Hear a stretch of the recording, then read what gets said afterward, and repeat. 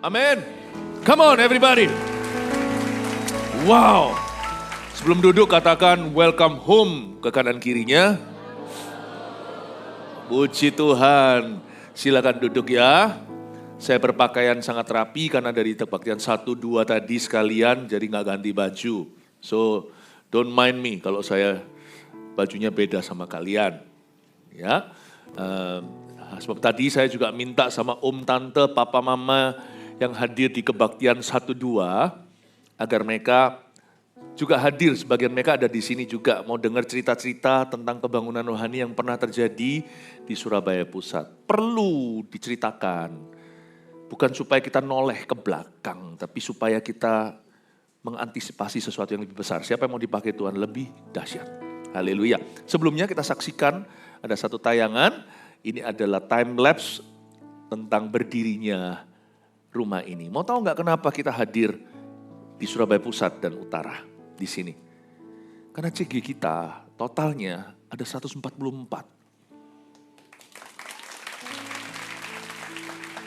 Demi pengembalaan, karena supaya enggak semua perginya harus ke Surabaya Barat, Surabaya Timur, ke PCM atau ke rooftop. Kita memang satu gereja di berbagai lokasi, one church in many locations, tapi setiap daerah deserves a home karena Tuhan Yesus itu baik, dia gembala. Dia pasti menghadirkan rumput hijau, air tenang di mana domba itu berbaring. Ya, air tenang gak jauh. Jadi saya percaya rumah ini dihadirkan oleh Tuhan untuk Anda. Tuhan itu sayang sekali. Dan untuk penjangkauan kita akan menjangkau orang-orang yang undur dari Kristus. Mereka yang belum kenal Tuhan. Dan kampus-kampus, nanti ada cerita-ceritanya. Tapi kita saksikan dulu bagaimana rumah ini berdiri oleh karena kasih karunia. Do you love God's house? Yes, let's watch this. What a historic moment. Satu momen histori ya Tuhan. Pakai gereja ini terus, lawat gereja ini Tuhan. Lawatlah kami. Hamba berdoa ya Tuhan. Dengan hati yang hancur, jiwa yang patah remuk, bukan karena sedih, tapi karena joy, sukacita. Kami hendak meresmikan ya Tuhan Yesus gereja ini sekarang. Demi nama Yesus. Amin.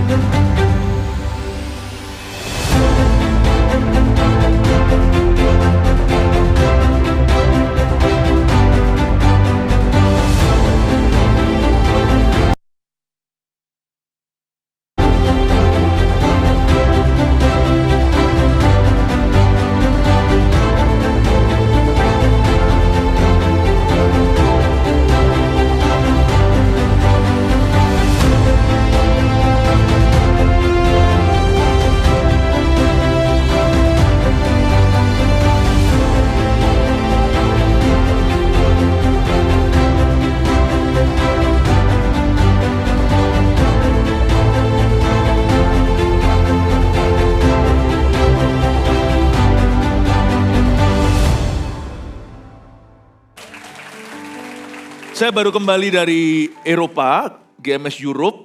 Nanti minggu depan di kebaktian umum akan saya tayangkan laporan kemenangannya dan pasti ada juga di media nanti Anda kalian Augiers nanti bisa menontonnya, pasti nggak ketinggalan. Hari Kamis saya baru sampai, Jumat akhirnya kita malam pengurapan. Ya, lalu OTW ke sini ke ruang ibadah utama, saya lihat banyak sekali tante-tante, AI, ibu-ibu, om-om susu-susu, lap-lap, ya, pakai disinfektan, sapu-sapu, rapi-rapi. Kalian tahu nggak? Baik itu volunteer maupun full timers, semua itu berkorban supaya kalian hari ini bisa ibadah loh. Cintai rumah Tuhan. Itu beberapa yang saya lihat tante-tante di ruang bayi. Ini memang gak relevan sama kalian, sebagian besar di sini kan belum punya anak. Oh jangankan punya anak kok Philip, jodoh aja gua belum punya. Ya ngerti lah. Ya, jangan jadi Jonas gitu, jomblo ngenes. Ya di lap-lap segalanya itu satu-satu, saya diberitahu. Itu full volunteer, tante itu dan sebagainya. Saya sempatkan bilang thank you ya untuk pelayanannya, mereka sungkan. Mereka gak harapkan ada apresiasi segala. Mereka lakukan itu untuk Tuhan dan untuk kalian. You must love this place, you know. Tempat kalian berpijak ini di vacuum sama siapa. Zaman dulu waktu saya memimpin di Surabaya Pusat 25 tahun lalu.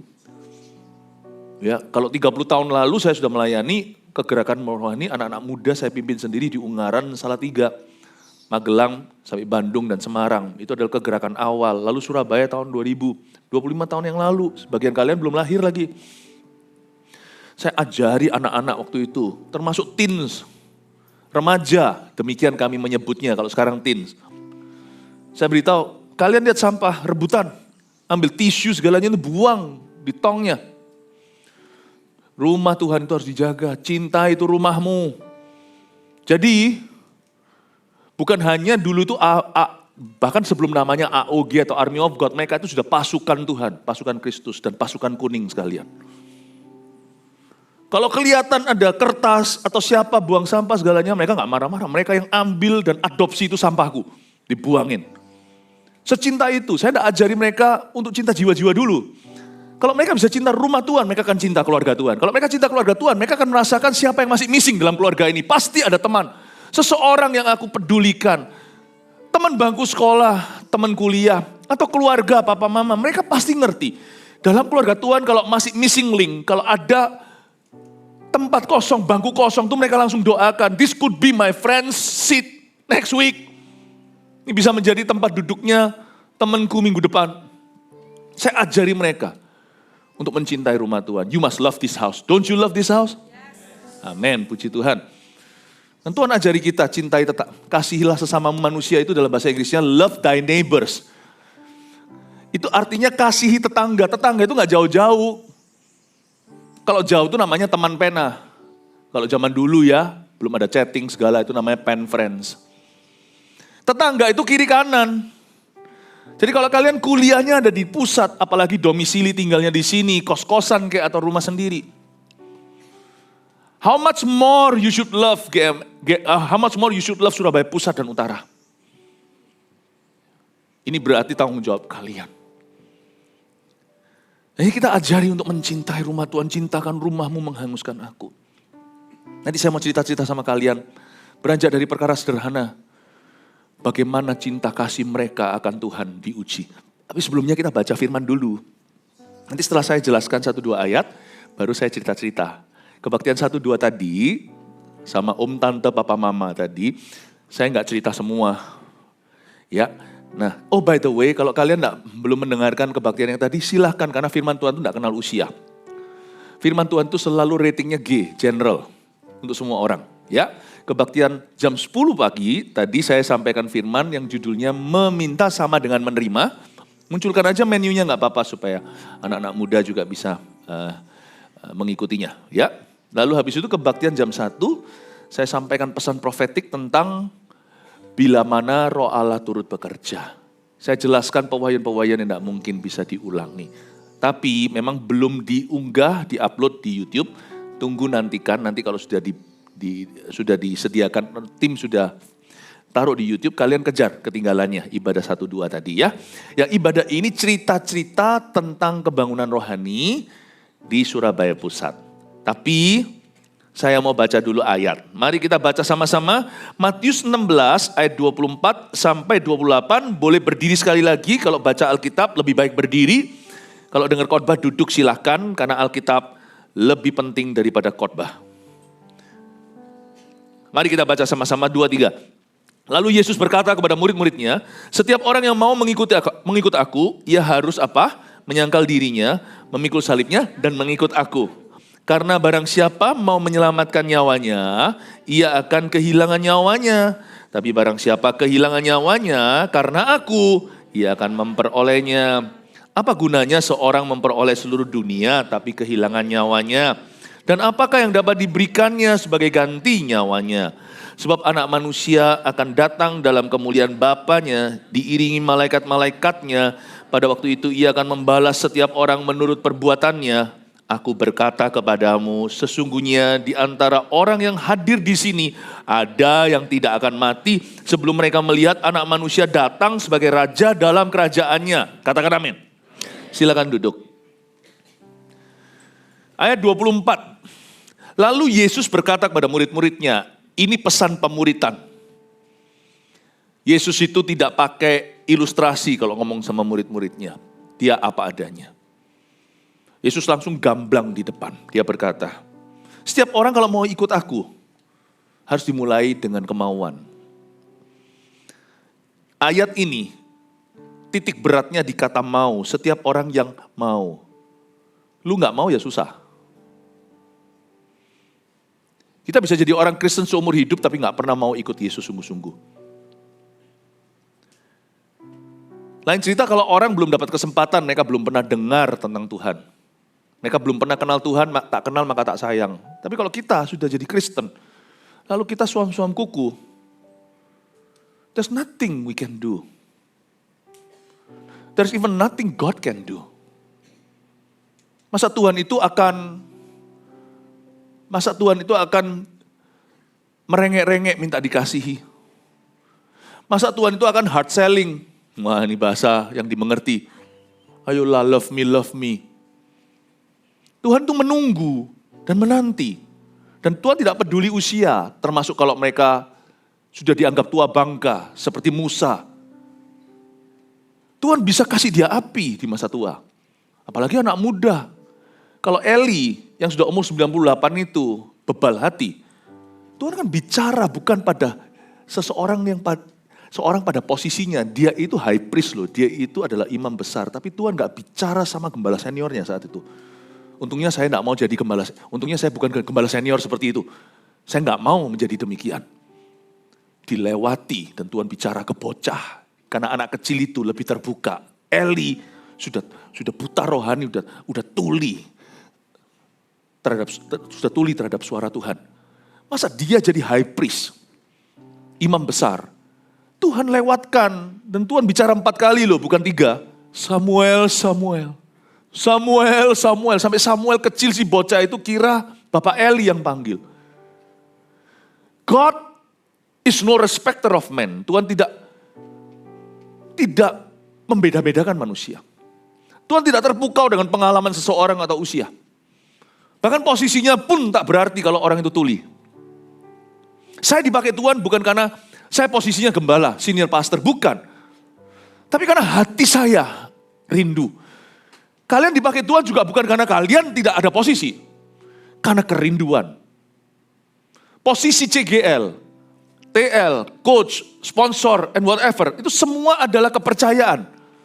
Itu semua adalah ujian. Tapi pengurapan itu terletak pada kerinduan. Kalau sekarang saya sudah jadi TL dan saya merasa aman. Saya merasa, aku sudah sampai. I have arrived. Ya sudah, Tuhan akan berhenti pakai. Dulu Tuhan memakaimu, sekarang tiada lagi.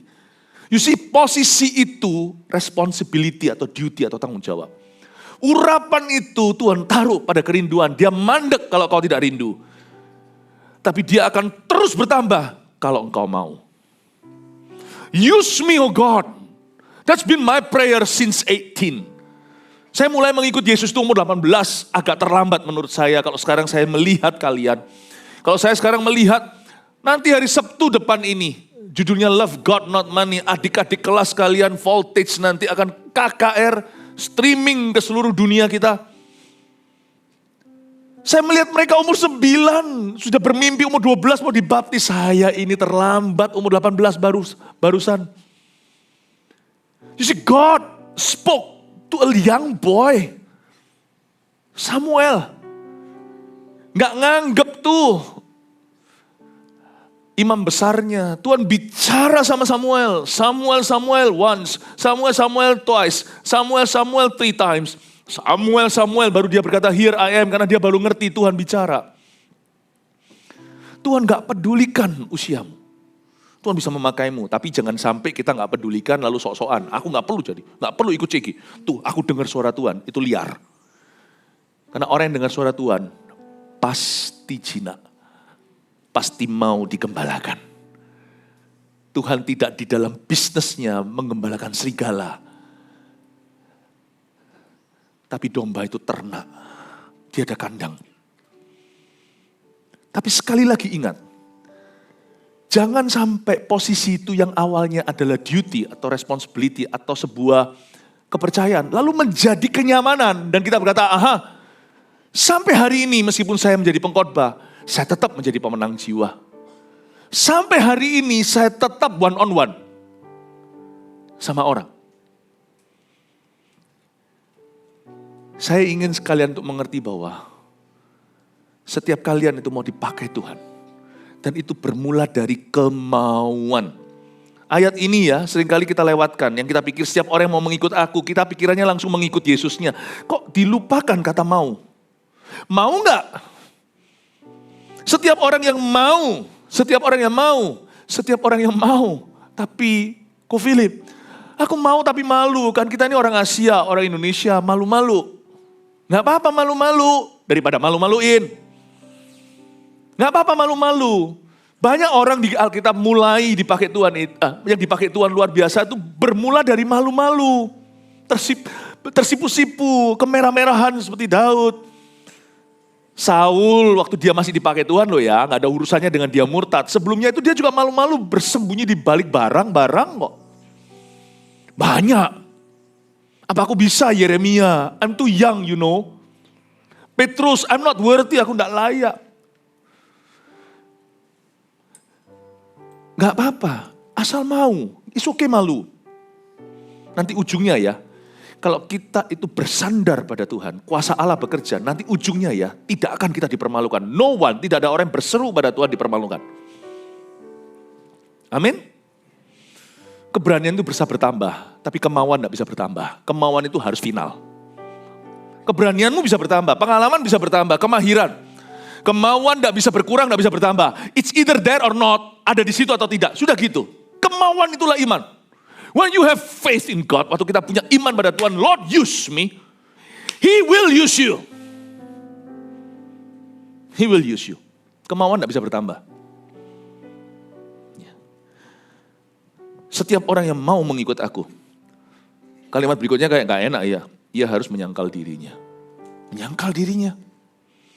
Maksudnya apa? Gores-gores lengan?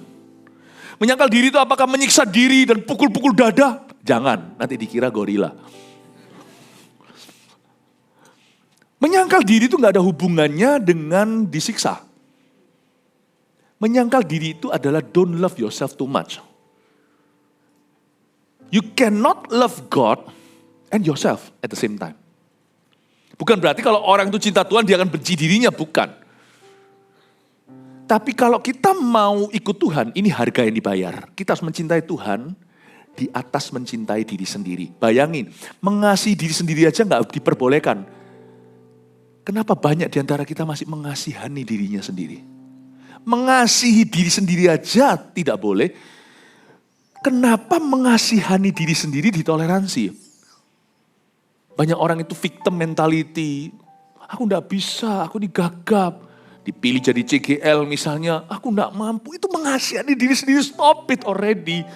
Itu dosa yang paling konyol, it's not necessary. Mendingan kalau dosa itu dosa beneran. Jangan dosa yang ambigu. Saya ngomong gini bukan berarti suruh kalian berdosa. Tapi intinya jangan berdosa gitu loh. Tapi bodoh banget kalau orang itu berdosanya tuh tanggung gitu. Mengasihani diri sendiri adalah dosa yang tanggung. Jangan mengasihani diri sendiri. Aku gini karena orang lain. Aku dilahirkan dari keluarga yang gak punya. Aku gak bisa kuliah ke luar negeri. Stop meratapi kondisimu and use 5 roti dan 2 ikan di tanganmu and make it count to thousands. Berhenti untuk membuat alasan-alasan, jangan meratapi nasibmu, jangan hitung kekuranganmu, ambil apapun di tanganmu 5 roti 2 ikan dan mulai hitung sampai ribuan. Hitunganku 1, 2, 3, 4, 5 roti, 6, 7, 2 ikan. Hitung terus sampai 5.000. Jangan berhenti, terus beriman. That's how I see it.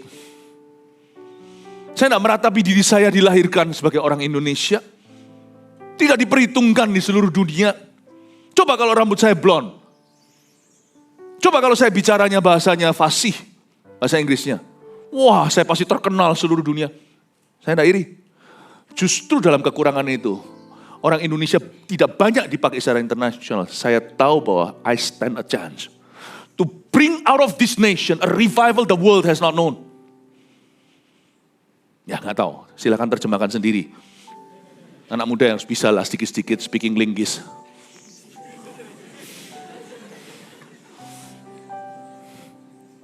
Inggrisku itu ada aksennya. Inggris orang Amerika kok kan enak ya.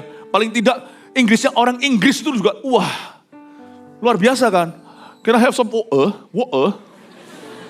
Seru gitu loh. Kalau kita orang Indonesia, water. Saya nggak malu, saya orang Galilea, so what?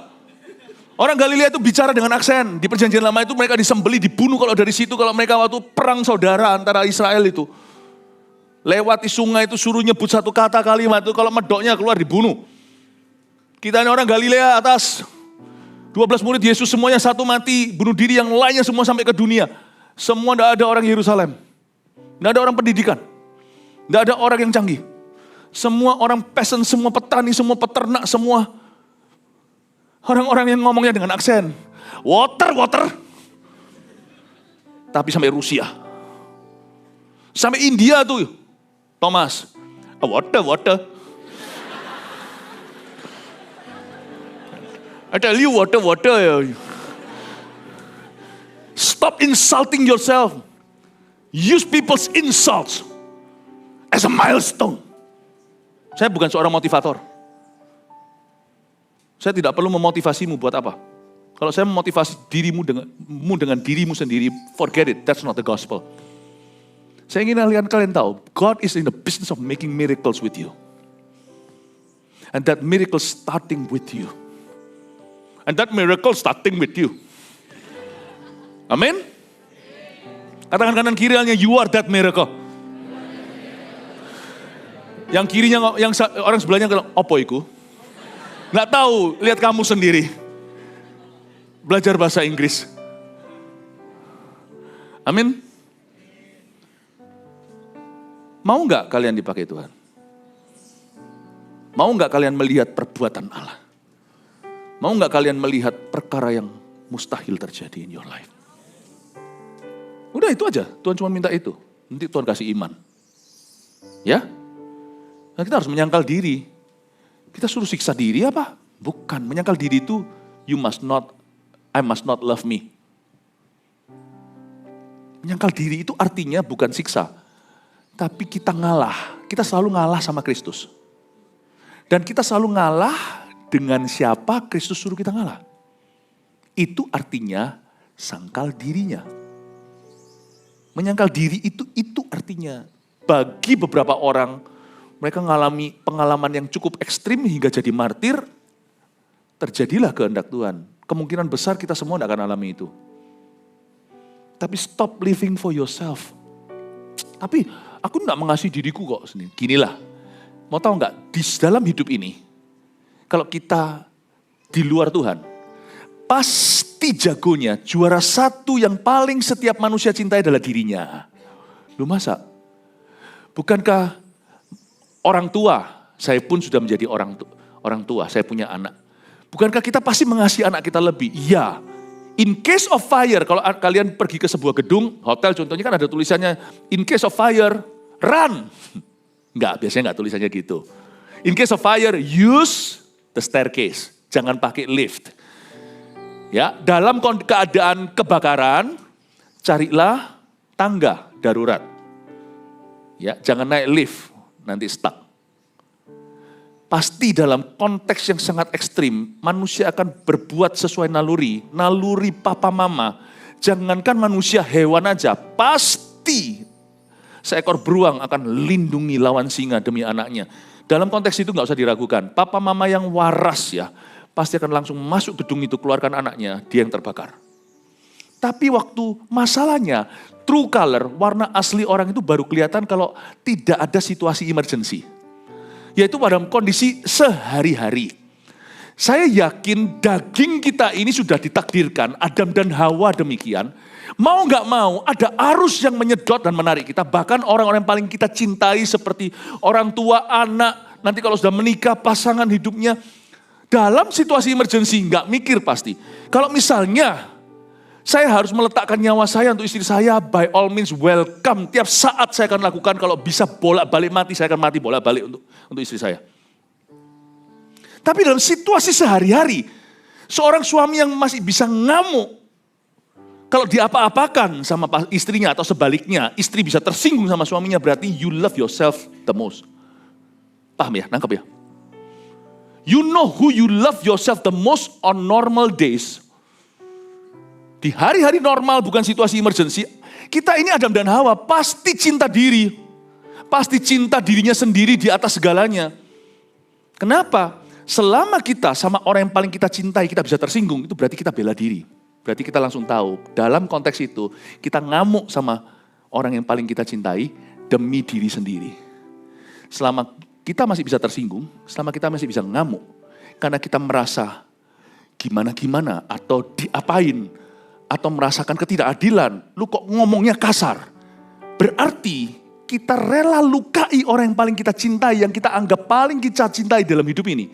Demi seseorang yang kita gak sadari lebih kita cintai daripada orang itu. Kita berani marahi, kita berani protes, kita bahkan berani balas. Padahal orang itu teorinya orang yang paling kita cinta. Tapi kita bisa marah, kita bisa balas. Berarti kita ada satu orang yang lebih kita cinta tanpa kita sadari. Yourself. Bingung gak? Botak gak? Mikirkan itu. Bukankah firman Tuhan itu pedang seperti katana atau samurai bisa memisahkan soul and spirit. Semoga lewat mulut saya, bukan karena saya berhikmat, tapi karena firman Allah ini pedang mata dua. Anda bisa melihat bahwa iya. Siapa yang setuju sama saya? Waktu saya tadi ngomong gitu. Cengli enggak? Masuk akal enggak? In the end, you love yourself the most. The only one who could defeat you in you is Jesus Christ. Makanya saya bilang, orang muda, orang tua, kayak siapapun, apapun rasnya, apapun latar belakang pendidikannya, kalau kita tidak tunduk sama Kristus, kita semua pasti hidup egois. Nggak ada antibiotiknya, cuma ada satu yang membuat kita itu akhirnya hidup untuk tujuan mulia. Itu hanya karena Yesus Tuhan. Makanya itu saya selalu ajarkan, kadang-kadang ada orang tanya sama saya, Pastor Philip, kenapa kok ngomong tentang visi-visi terus? Kalau saya tidak taruh visi itu menjadi utama, yaitu the cross atau salib Yesus, itu di tengah, jemaat pasti akan liar. Masing-masing hidup bagi dirinya. Akhirnya gereja hanyalah tempat untuk pertemuan klub orang-orang yang memanfaatkan Tuhan. Tapi kalau Kristus di tengah, bila Yesus ditinggikan dan salibnya ditegakkan, pasti dia menarik semua orang datang kepadanya sekarang. Mulainya gini, dia harus makin bertambah. Di huruf besar Yesus, ku harus makin berkurang. Nama Yesus saja disembah. Ku di baris paling belakang, gak tahu kan, belum lahir waktu itu. Bila Yesus ditinggikan dan salibnya ditegakkan, pasti dia menarik semua orang datang kepadanya sekarang. Saya pernah ke Australia. Waktu itu diundang oleh satu sinode besar di sana. Bule, bukan orang Indonesia. Lumayan, anak-anak mudanya kumpul ada 600-an. Dan waktu saya datang ke situ, saya waktu itu dibarengi sama siapa? Pastor Mil atau Pastor Adrian? Zaman dulu nih. Waktu saya lihat di sana, kasihan youth pastornya berusaha sekeras-keras mungkin untuk mendapatkan perhatian 600 orang itu yang datang ke gereja sebenarnya itu transitan. Nggak jadikan Tuhan tujuan, cuman I got no better place to go. Apalagi disuruh papa mamanya dan sebagainya. Meja pingpong di ruang ibadah boleh lah. Tapi saya rasa pingpong juga bisa nggak diibadah. Kenapa dijadiin ibadah? Ibadah itu saking sakralnya, ada bedanya yang namanya apa yang clean yang biasa, apa yang kudus dan maha kudus. Ibadah itu maha kudus, jadi jangan ditaruh perkara-perkara sayang gitu loh. Setiap rundownnya juga kalau dipakai sesuatu yang nggak benar-benar membangun umat ya buat apa? Terus saya mikir di sana, lempar-lemparan, roti segalanya. Saya mikir gini tuh, heran saya. 600 orang yang saya pimpin enggak gini di Indonesia, bukannya saya mau compare. Saya kira Australia maju waktu itu belum ada GMS by the way. Itu zaman puluhan tahun yang lalu. GMS di Australia itu baru 6 tahun yang lalu. Saya lihat saya diundang. Saya bilang Tuhan, saya ini harus ngomong apa? Lalu habis itu kumpul-kumpul semua rame-rame dan mereka berusaha banget untuk membuat mereka ini stay in church, Kalau mereka tidak mau, dan saya tahu itu adalah kemauan youth pastor dan senior pastornya dan sinodenya, bukan kemauan anak-anak muda itu 600 orang. Salah undang mereka, undang saya khotbah. Saya naik ke atas, langsung toothbrush, sikat.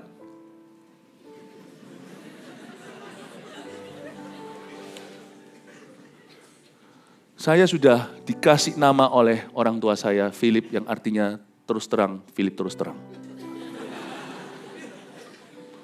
Nggak bisa saya bohong. Saya naik ke atas, saya berkata, you guys don't like Jesus. Semua liatin saya. Your pastor likes Jesus, not you. Wah. Itu yang bareng sama saya lupa Pastor Mil atau pastor, saya belum interview. Mereka takut nggak bisa-bisa nggak keluar aman itu. Anak muda lihatnya, if you don't like Jesus, why are you here? If you don't know Jesus, another story. I'll tell you, you've known him since birth. Your parents know Jesus. Your parents are missionaries. You don't like Jesus. Lihatin saya. Right? Gak mau, dipaksa mau, kasih pingpong, lempar-lemparan roti, ceplok-ceplokan pizza. Di ruang ibadah. Ibadah kayak pasar. Saya bilang kalau perlu kalian semua keluar. Semua lihat, siapa orang Asia yang berani? Saya satu-satunya yang rambutnya hitam dan ganteng.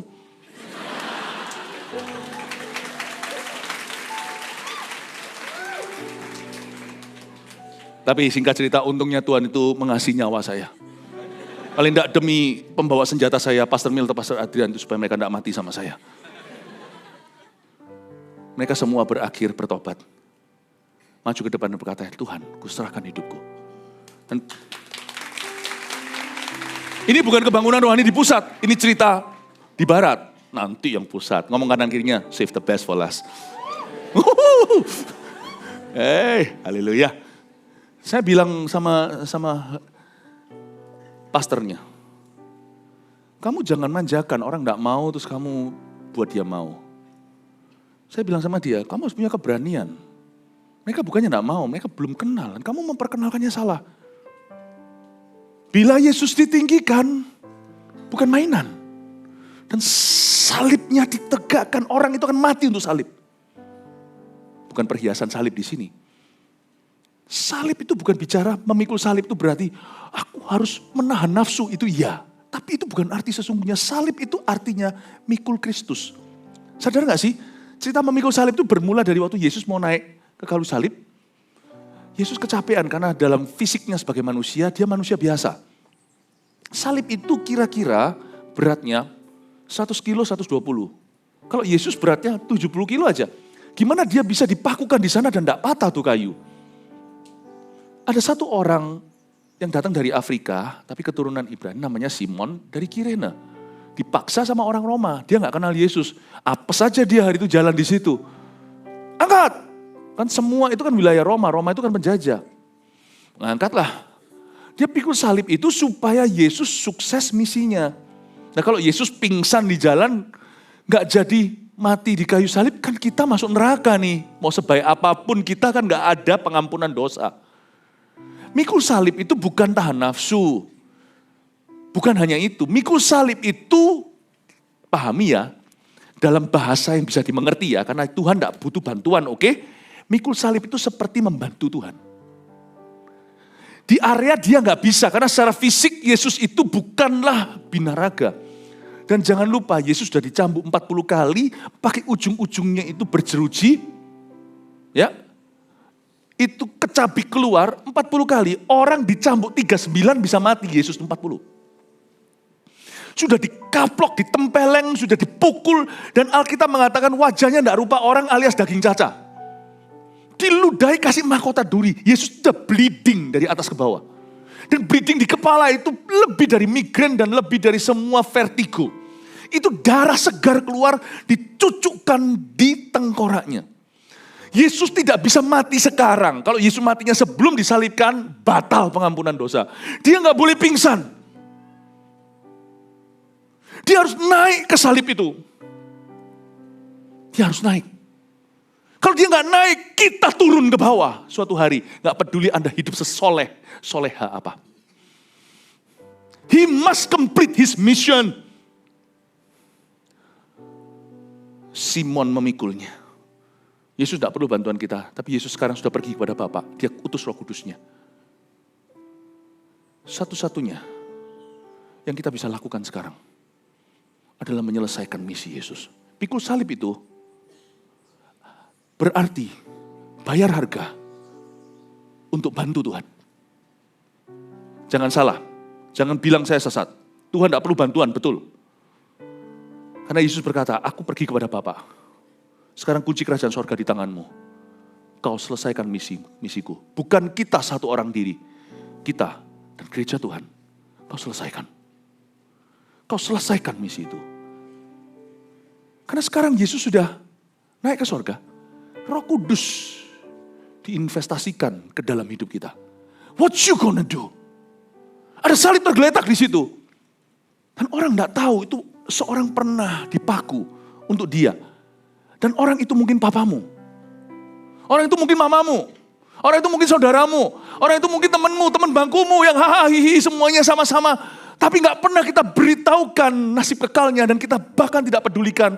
Lebih baik main aman daripada aku disalah ngerti, dikucilkan. Lebih baik daripada aku ditolak. Kan perasaanku, kan aku lebih penting. Kalau aku beritahu nanti, gimana kalau dia gak jadi teman? Gimana kalau aku beritakan Injil, ajak ke gereja, dibilang fanatik segala. Nanti kalau aku ajak-ajak orang dikira katanya curi-curi jiwa. Kalau nanti saya akan mengajak seseorang yang saya kenal, nanti gimana kalau mereka marah? Gimana kalau aku dibilang kristenisasi? Sangkal diri bro, gak bisa pikul salib, gak bisa bantu Tuhan, gak bisa lihat misi yang belum jadi itu harus diselesaikan kalau kita masih mencintai diri too much. The kind of young people we're pastoring in this church tidak sama dengan yang di Australia 600 itu. Bukan berarti kita lebih rohani, bukan. Tapi hari itu, saya buat mereka mengerti, lebih tepatnya Roh Kudus yang sadarkan lewat pelayanan kami. The kind of young people, atau church hari ini, gereja kita itu bukan diisi dengan church members. Gereja kita itu bukan diisi dengan member. Gereja kita itu diisi dengan murid. Makanya setiap kali saya membuka mulut saya mengajarkan sebagai gembala senior, gembala sidang. Saya selalu ngasih dalam bahasa Chinese-nya Ciaoyi. Selalu memberikan sebuah didikan, edukasi, pendidikan. Saya selalu ajarkan untuk orang itu kenal Tuhan. Selalu yang pertama akan saya kupas adalah why-nya, mengapanya, bukan what-nya. What-nya you know lah. Why-nya itu saya akan rajin-rajin selalu utarakan. It's the why you know that changes life. Makanya itu saya beritahu sama pastornya. You have not explained to them the why. Setelah itu mereka tentu bersyukur dan saya tidak pernah diundang lagi. Puji Tuhan, karena itu saya ada di sini. Kalau diundang terus kan saya pergi. Tapi jangan sampai kalian tidak ngundang saya lagi loh ya, awas. Tidak ngundang pun saya tetap datang. Saya gembala sidang. Oh iya ya. Amin. Bapak Ibu, amin. Bapak Ibu. Setiap orang yang mau mengikut aku, ia harus menyangkal dirinya, memikul salibnya dan mengikut aku. Coba pahami, saya mau kupas lagi, kayaknya saya hanya berhasil bahas satu ayat. Setiap orang yang mau mengikut aku, diakhiri dengan kalimat di ayat 24, mengikut aku. Ih lucu ya. Dari Yesus berkata, mau mengikut aku, berakhir dengan mengikut aku. Di tengah-tengahnya sandwich terjepit, ada menyangkal diri pikul salib. Antara kemauan dan sungguhan, itu ada harga yang dibayar. You know kemauan is mulia, tapi kemauan itu belum nyata. Banyak orang berkata, aku mau. Tapi ujungnya tidak bisa. Bukan karena Tuhan tidak mampu. Tapi akhirnya dia tidak tunduk pada Kristus. Roh itu memang penurut, daging itu lemah. Memang ada peperangan di antaranya. Kita harus bayar harga. Dan harga yang dibayar itu tidak seberapa. Kalau kita lihat upahnya bukan, oh aku jadi kaya, aku jadi terkenal, bukan. Ketika kita melihat satu jiwa diselamatkan itu, apalagi kalau itu jiwa yang diselamatkan seseorang yang kita kasihi. Boleh keluarga sendiri, boleh bukan. Itu ya, Sukacitanya itu rasa seperti seorang mama, waktu dia sakit bersalin, buka satu, buka dua. Mau pakai anestesi kayak yang bukan dilahirkan secara natural, tapi lewat sesar. Yang lewat sesar juga harus ada suntikan itu yang mengerikan. Saya ingat waktu saya melahirkan. Enggak lah ya, saya diceritai sama istri saya. Saya diceritai dengan ibu-ibu yang melahirkan. Makanya setiap kali kalau ulang tahun itu kita harus ingat mama. Mama lebih sengsara, kita tinggal. Mama yang push. Papa juga kasihan kalau mama pada saat kesakitan jambak papa.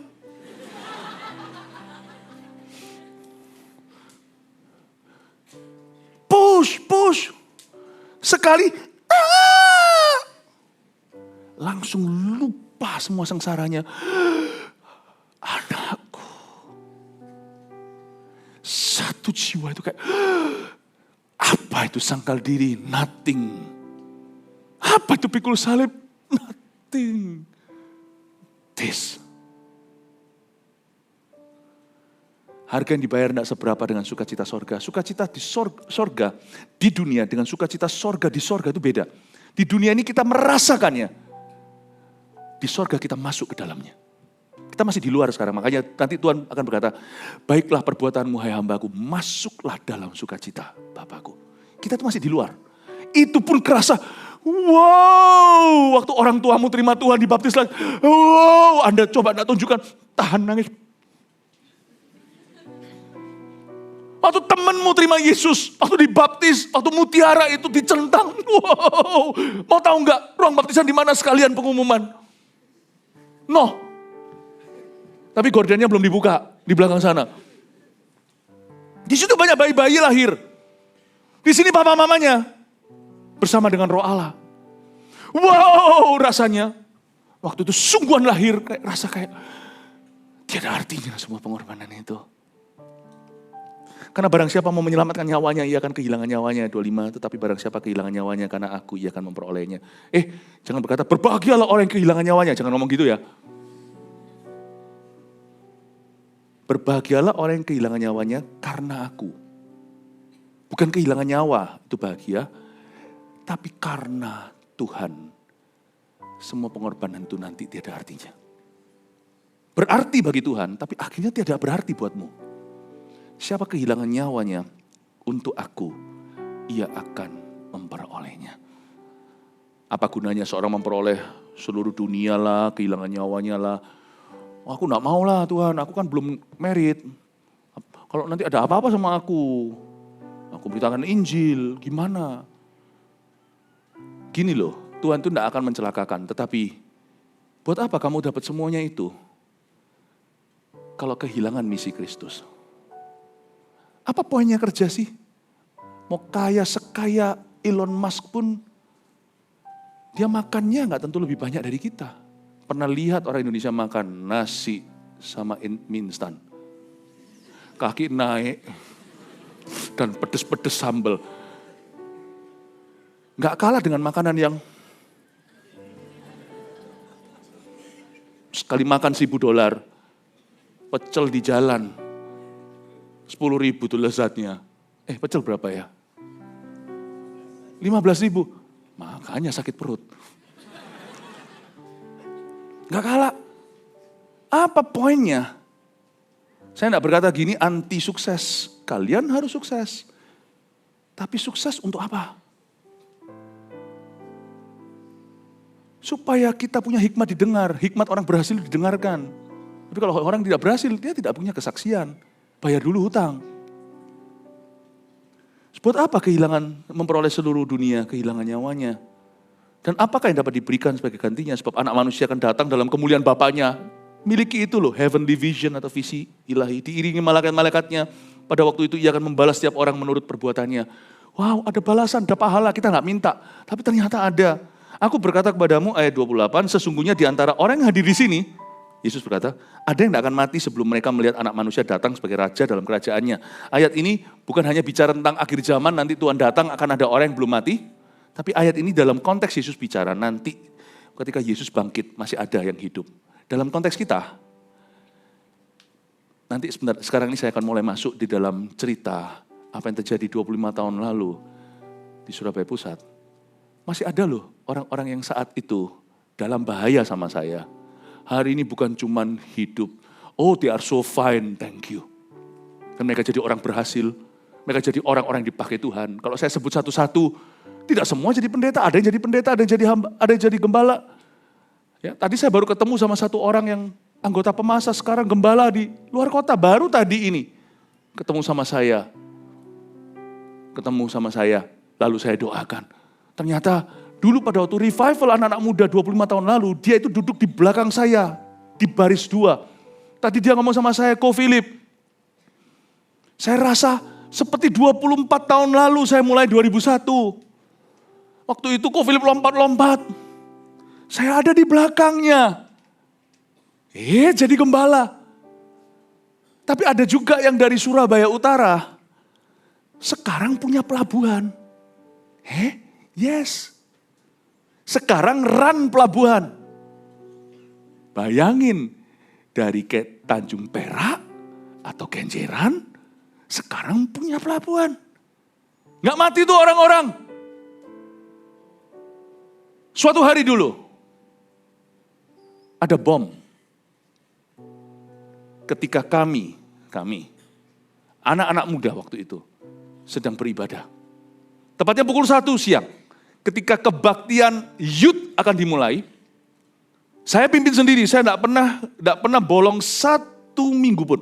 Karena waktu itu, saya belum keliling, gereja belum di mana-mana, saya hanya caretaking anak-anak muda. Tak anggap seperti anak-anak ayam di bawah induknya. Tiap minggu tanpa gagal, saya dan istri saya selalu akan ada di tengah-tengah muda-mudi saat itu. 25 tahun lalu, tahun 2000. Jam 1. Tapi jam sebelumnya itu ada anak-anak muda-mudi. Ada anak-anak teen. Yang sekarang namanya teen, dulu namanya remaja. Mereka sudah melangsungkan ibadah. Ibadahnya bukan 1 jam setengah, 1 jam 45. Ibadahnya itu minimal 2-3 jam. Ya, tapi sekarang jauh lebih profesional, pengumumannya langsung di depan segalanya. Dulu lebih draggy, tetapi urapan Tuhan sama. Dulu itu kalau ibadah 2-3 jam, jadi mereka itu baru belum mari, mereka lagi mengakhiri ibadah di sebuah gedung namanya Convention Hall. 600 remaja beribadah di sana, sekian ribu youth sedang menunggu di luar, on the way masuk, kira-kira di pukul 1. Bom ketemu. Ada sebuah bom. Dan pada waktu ada bom itu ditemukan, saya tidak tahu itu malaikat atau bukan, tapi ada orang yang telepon ada bom di gereja, di tempat itu, dan memang di set di waktu ibadah youth akan mulai. Jam 1 bukan umum, tapi youth. Kebangunan rohani anak-anak muda itu mulai menjadi-jadi, itu kira-kira 24-25 tahun lalu, yaitu kira-kira di 2000-2001. Saya baru punya anak 1, saya masih ingat. Akhirnya apa yang terjadi? Polis line di mana-mana, semua garis kuning polisi. Dan saya langsung pikirannya tertuju ke anak-anak remaja, teen kita itu kan anak-anak orang. Dan mereka masih kecil-kecil. Masih campur sedikit borderline dengan voltage. Dan saya masuk ke sana, saya lari. Anak-anak muda yang youth bingung, kenapa gak boleh masuk ke ibadah, semua polis line. Saya beritahu sama semua, waktu itu beberapa namanya dulu gembala wilayah. Sekarang namanya apa? TL. Ya, TL ke atas itu ya. Gembala wilayah. Saya beritahu, oke gini kalian beritahu langsung. Belum ada zaman sekarang langsung WA. Nggak ada. Langsung satu-satu pokoknya diberitahukan, oke, ibadah nanti di CG. Ada bom di gereja. Mereka kelihatan wajah kecewa, malah justru marah. Mereka bukan takut, lain kali gak ke gereja. Bukan, malah justru mereka pindahkan. Bukan karena mereka malas beribadah di rumah Tuhan. Tapi rumah Tuhan akan diledakkan dan bom itu ternyata aktif. Satu ketemu, dibuang di got. Siapa yang buang di got gak tahu, kasihan tuh. Uget-uget di sana. Tapi untung tidak meletus. Satu lagi ditemukan, dicari masihan. Sehingga tidak boleh masuk. Mereka hari itu saya mengingat karena saya menghitung kepala. Kalau saya cinta hati, saya pasti akan hitung nyawa. Hari itu kita bertumbuh sekian puluh persen gara-gara itu. Karena semua orang akhirnya di kos-kosannya terjadi kebangunan rohani. Kita tidak bisa ke gereja. Lord, malah justru ngamuk mereka semuanya. Bukannya mereka itu justru takut salib. Mereka justru mendekat ke salib itu. Mereka yang mau disakiti, mereka justru sangkal diri. Justru mereka tinggikan Kristus. Di kos-kosan terjadi lawatan, saya dengar cerita bagaimana teman-teman mereka tidak mau segalanya melihat mereka kayak gitu. Tadinya yang ragu, lu orang hanya fanatik lah segala. Waktu mereka tahu apa yang terjadi, mereka dengar. Ada yang nguping satu-satu bertobat. Kok bisa kalian punya cinta? Cinta akan Tuhan itu menghanguskan bahkan orang belum percaya. Mereka satu-satu dilawat. Saya tahu karena minggu depannya saya dapat statistiknya, saya dapat datanya. Itu tambah sekian puluh persen itu murid semuanya. Di dalam CGCG, makanya ibadah berikutnya sudah tidak ada polis lain. Saya tiba-tiba melihat, boom, meledak. Dari mana nih orang-orang? Ya saya katakan, dari mana nih semua anak-anak? Kau kira kau mandul? Sehingga nanti satu anak dengan anak lain berkata, minggirlah, menyingkirlah. Tidak ada tempat bagi kami. Itu sungguhan terjadi. Ibadah minggu depannya pukul 1, wow, boom. Saya belum cerita tentang yang remaja. Karena youth mungkin lebih ready karena mereka sudah kuliah. Tapi gak ada tuh yang berkata, aku belum nikah. Sayang sekali kalau aku mati. Gak ada. Di usia pacaran, siapa gak bisa jatuh cinta? Jatuh cinta tuh gampang. Cinta Tuhan itu yang susah. Jatuh cinta itu sudah lumrah. Itu alami. Cinta Tuhan itu supra alami. Cinta rumah Tuhan, cinta jiwa-jiwa. Anak-anak remaja pukul 10, saya lari kan, terebit-rebit. Terbirit-birit. Kok gak ngerti dead joke ya? Saya lari, pas saya lari itu di atas sana saya lupa siapa yang mimpin. Ada Kofuji, kalau gak salah ada gak tahu pokoknya ada siapa, Koko sekarang yang jadi gembala-gembala itu. Di atas sana saya lari, saya lari. Karena pada waktu polis lain itu, semua security, bukan hanya satpam gereja, tapi marinir, polisi semuanya yang ada di situ tuh mulai rame itu jalanan tuh. Itu rame jalanan. Dan saya dicari oleh security, karena semua orang dievakuasi. Saya ngilang. Karena convention hall itu posisinya, lokasinya ke dalam building itu. Ingat nggak? Kamu ada di situ. Kamu di Mutiara. Ada di sana nggak waktu itu? Kamu pakai kunciran gini nggak? Kamu belum ada di sana, kamu jiwa baru waktu itu ya. Ini masih jiwa baru. Saya lari ke dalam. Saya lihat mereka lagi ibadah, lucu-lucu, ada yang masih terlalu muda. Mereka menangkan jiwa itu, menangkan temannya sekaligus gandeng satu tangan lagi, gandeng adiknya. Jadi adiknya sekaligus terseret masuk ke teen dan remaja. Zaman itu revivalnya masih poros tengah, cuman youth dan teen saja. Anak muda belum saya pegang. Ini belum, orang tua. Jadi semua ketarik di situ. Saya masuk ke dalam. Saya tidak mau membuat, pikiran saya sudah negatif nih. Sangkal diri apa? Remaja kan. Kepinginnya, sorry. Saya tahu waktu saya remaja, mungkin karena saya tidak pengalaman. Waktu saya remaja saya masih nakal. Saya kan bertobatnya umur 18. Ya masih teen sih, 18. Tapi saya kira remaja itu pasti seperti itu. Pikirannya hanya mau makan, pacaran, jatuh cinta. Ya sudah itulah. Jangan sampai bom meledak, aku belum nikah. Belum merasakan yang namanya nikmatnya dunia. Jadi saya sudah pikirannya negatif. Negatif yang baik, negatif yang protektif. Kalau sampai tiba-tiba mereka tahu dari orang lain, saya tidak yakin kalau security atau aparat kalau ngomong pasti akan bisa mengerti. Karena gembala itu yang paling ngerti hati domba. Saya tidak mau mereka tiba-tiba terbirit-birit lalu tabrak-tabrakan lalu stampede injak-injakan nanti kan gimana. Jadi saya maju ke depan, saya bisikan kepada orang. Saya bilang, saya pegang mikrofonnya, saya yang tutup ibadah ini. Oke kok, kasih. Saya bilang, oke. Saya bilang apa dulu ya? Adik-adik atau anak-anak embuh, saya nggak tahu. Saya pokoknya bilang, oke, semuanya anak-anak remaja di sini. Saya ada satu pengumuman, tapi kalian janji, kalian tidak lari dan tidak tiba-tiba tidak teratur lalu berbentur-bentur. Mereka lihatin saya, merah-merah. jangan lari, jangan semuanya tiba-tiba kalah panik. Kalau ini pintunya, tangganya, saya nggak bisa bayangkan, aduh kalau sampai orang itu gerudukan, itu langsung gelundung begini tangga. Itu kan di level berapa? Ingat nggak convention hall itu? Dan saya bilang sama mereka, janji nanti sesuai aba-aba saya, jalannya teratur meskipun jalannya harus cepat. Tapi teratur. Saya beritahu kepada kalian sesuatu, kalian tidak boleh panik. Saya bilang, ada bom di dalam gereja. Langsung tiba-tiba, mereka semua berdiri. Lari berbentur-bentur. Sebagian membenturkan kepalanya ke tembok, nggak tahu itu tembok. Langsung gelundung-gelundung, ada yang lompat dari jendela. Ayah! Enggak. Untungnya itu nggak terjadi. Itu skenario di kepala saya yang meragukan muda-mudi ini.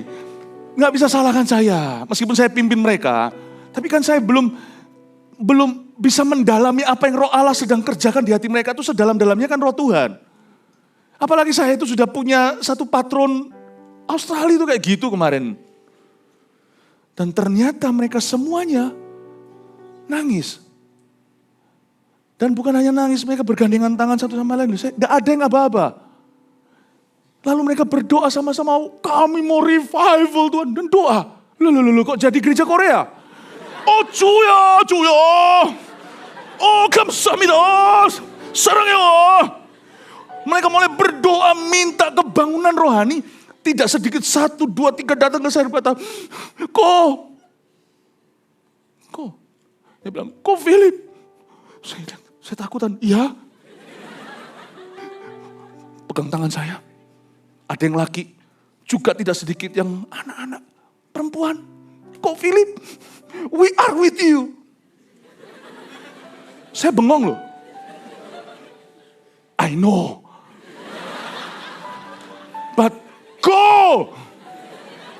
Gak ada yang hengkang gimana. Adalah 1, 2 yang masih terlalu kecil. Mana? Ada. Terlalu kecil, ada. Tapi 98% jikalau bukan 99, stay. Pray. And many of them came to comfort me. We are with you. Ada yang berkata, Jesus is to die for. Nangis saya, sungguhan. Saya tidak pernah lihat kayak gini. You think this is religion we're in? You're so wrong. This is career. Full-timer dari zaman itu. Semua yang berani mati punya. Yang wani kere semuanya, wani mati. Hari ini kenapa saya appreciate orang-orang yang bersama dengan saya.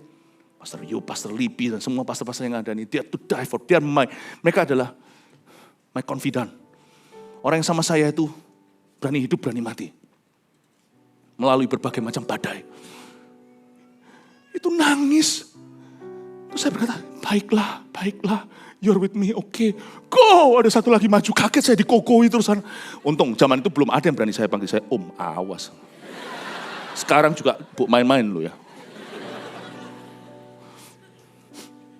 Datang, apa Om? Ayo. Sit.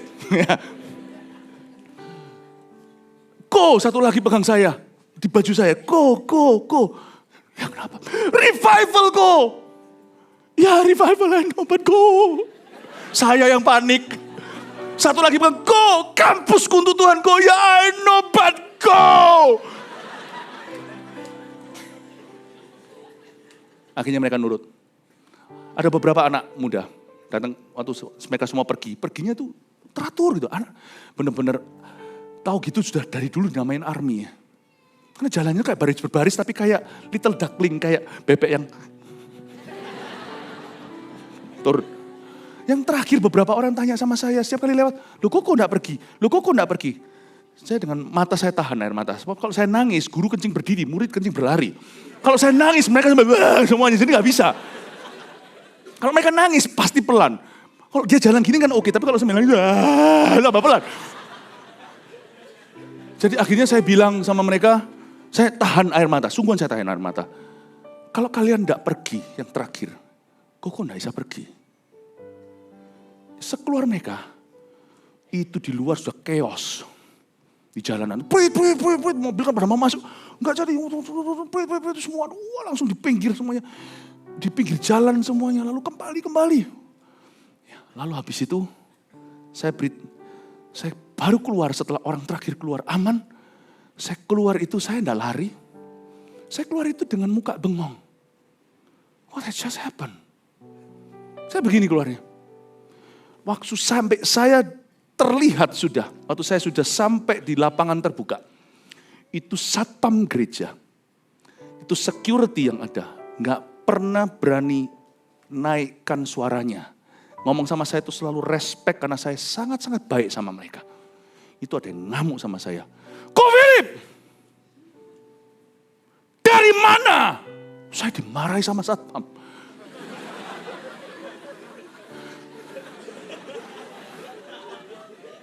Gak takut potong gaji dia. Itu satpam yang sama, setiap kali saya nyebrang jalan, tinggal saya kan di depan gereja, itu selalu sama saya pegang pundaknya, ngobrol-ngobrol. Saya sama satpam deket, sama tukang becak di jalan, ngobrol. Jadi dia itu cinta, bukan karena bayaran. Kok Philip di mana? Saya nggak jawab, karena saya mau nangis, tapi dia marah. Semua orang cari.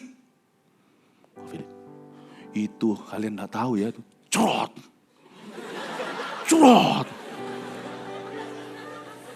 Saya anggap itu baptisan api.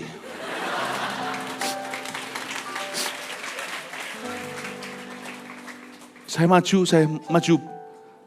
Saya akhirnya di escort, dilindungi keluar. Mereka waktu saya tanya, kamu dari mana? Ini jawaban saya. Tapi di hati, you have no idea. I've just been from heaven.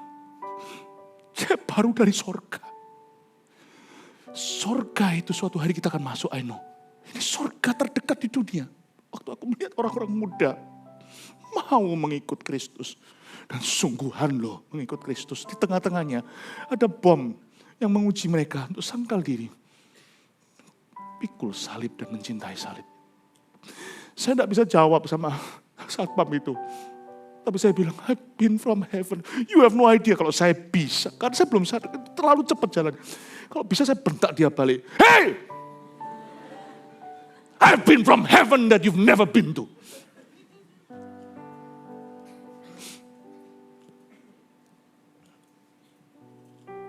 That's the young people yang jadi tunggul kalian. These young people are still with me today. Many of them don't die. All of them tidak mati. Mati rohani pun kagak. Mereka hanya berevolusi. Inilah cikal bakalnya Army of God sebelum namanya AOG. Waktu kalian bernama AOG, kami pun naik pangkat namanya AOG tapi Army of Gocap. So respect this name, will you? Mereka yang dulu noni begitu, sekarang mereka sudah gendong anak. Saya paling tua di antara mereka, saya itu gak tua-tua banget, 5 tahun di atas mereka lah. Ya enggak sih, lebih ya berarti. Kalau sama youth-nya ya, sama youth-nya 5 tahun lah. Saya dulu yang mantu. Tapi all these people are with me. Itulah, itulah cerita kebangunan rohani. Tambahin sedikit lagi ya cerita boleh ya? Karena saya dengar-dengar ibadah berikutnya ditiadakan. Tak lama kemudian datang tamu dari Australia. Dan ini dari gereja lain. Ini bukan dari satu sinode tapi satu gereja, salah satu gereja terbesar di dunia. Dan dia datang, ini gereja berpusatkan di Sydney. Dia ada tempatnya di Hills, juga ada yang di City, ada di kota, ada juga yang di bukit. Datanglah worship pastornya. Lalu datang ke convention hall yang sama yang terjadi tadi. Dan ketika dia datang, dia belum mengerti, belum mapping dulu gereja ini seperti apa. Karena kita semua ini kan pasti terpengaruh panca indera. Pengalaman kita itu kadang-kadang menjadi guru yang kurang baik.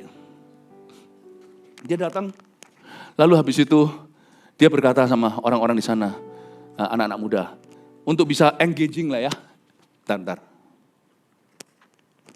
Untuk bisa engaging the crowd lah, itu penting sekali sama anak-anak muda. Kalau nggak engage gini kan semuanya nanti ngomong-ngomong sendiri.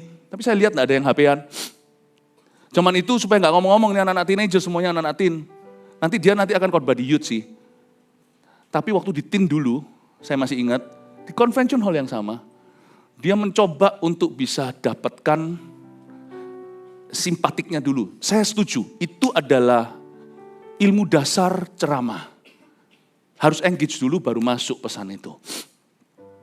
Dan dia berkata, siapa di sini mau jadi rockstar? Semua anak-anak itu, yang laki-laki, yang cewek semuanya, ya, nggak ada yang angkat tangan. Satu pun nggak ada. Siapa mau jadi orang kaya? Siapa mau jadi pengusaha yang sukses? Semua nggak ada yang angkat tangan. Saya rasa roh Tuhan bisikkan sesuatu supaya dia nggak malu. Ini buat si pastornya.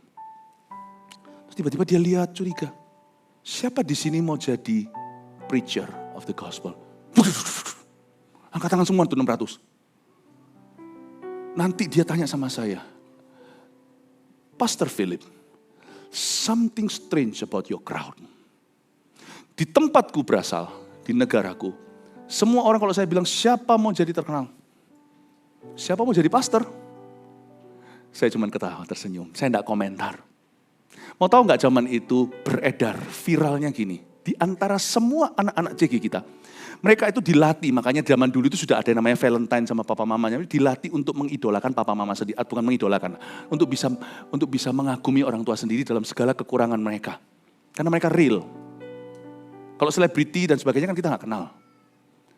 Tapi tahu nggak, setiap anak-anak muda yang kami pimpin, baik youth maupun teennya, apalagi teennya lebih muda lagi, itu semuanya itu punya angan-angan, tahu nggak? Di antara mereka itu viralnya gini, aku mau jadi seperti GW. Aku mau jadi seperti GD, ngerti artinya? Mau tahu artinya? Aku mau jadi seperti gembala wilayahku. Aku mau jadi seperti gembala distrik, zaman dulu namanya gembala distrik, atau setara hari ini dengan regional pastor. Aku mau jadi GD, GW.